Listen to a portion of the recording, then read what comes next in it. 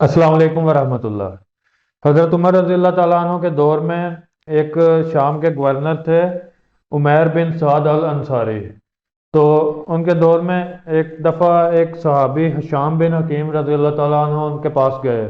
तो जब उनके पास गए तो कहते हैं कि मैंने वहाँ कुछ लोगों को देखा कि जो धूप में खड़े हुए थे, और कहते हैं कि उनके सरों पे तेल डाला गया था। तेल डाला गया था कि ताकि और ज़्यादा धूप लगे। आपने कभी नोट किया होगा कि जब सर के बालों पे भी तेल लगा हो तो धूप में जाएं तो धूप और ज़्यादा लगती है, सर गर्म हो जाता है। तो उनको तेल लगाया गया था कि ताकि इनको धूप और ज़्यादा लगे, उनके ऊपर तेल लगाया गया था। तो कहते हैं कि मैंने उनसे पूछा कि इनका क्या कसूर है, इनको क्यों ऐसे खड़ा किया गया।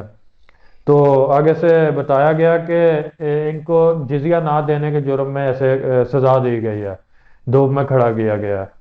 तो वो कहते हैं कि फिर उन्होंने उनको एक नबी सलाम की हदीस सुनाई, एक हदीस सुनाई कि बेशक जो दुनिया में लोगों को सजा देता है, अल्लाह ताला उसे आखिरत में अजाब में मुब्तला करेगा। कि दुनिया में जो भी बंदा किसी को सजा देता है तो अल्लाह ताला आखिरत में उसको अजाब में मुब्तला करेगा। तो उन्होंने उस वक्त पे सजा तो किसी वजह से दी थी, वो जिजिया नहीं दे रहे थे इस वजह से दी थी। लेकिन ये भी है ना कि एक हुक्मरान उनके मसले को हल कर सकता है। वो जिजिया क्यों नहीं दे रहे, शायद हो सकता है कि उनके पास पैसे नहीं है, उनका रोजगार नहीं है, तो कोई उनका जरिया बनाना चाहिए। तो ये एक चीज़ भी है।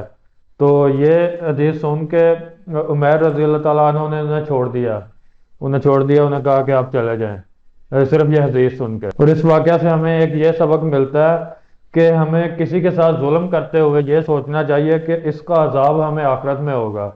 वो यहाँ पे सजा दे रहे थे तो सजा देते हुए भी उन्होंने ये हदीस सुनी, तो वो उन्होंने फिर भी छोड़ दिया कि शायद ये ज्यादती ना हो, कि मैं इनके ऊपर जुल्म तो नहीं कर रहा।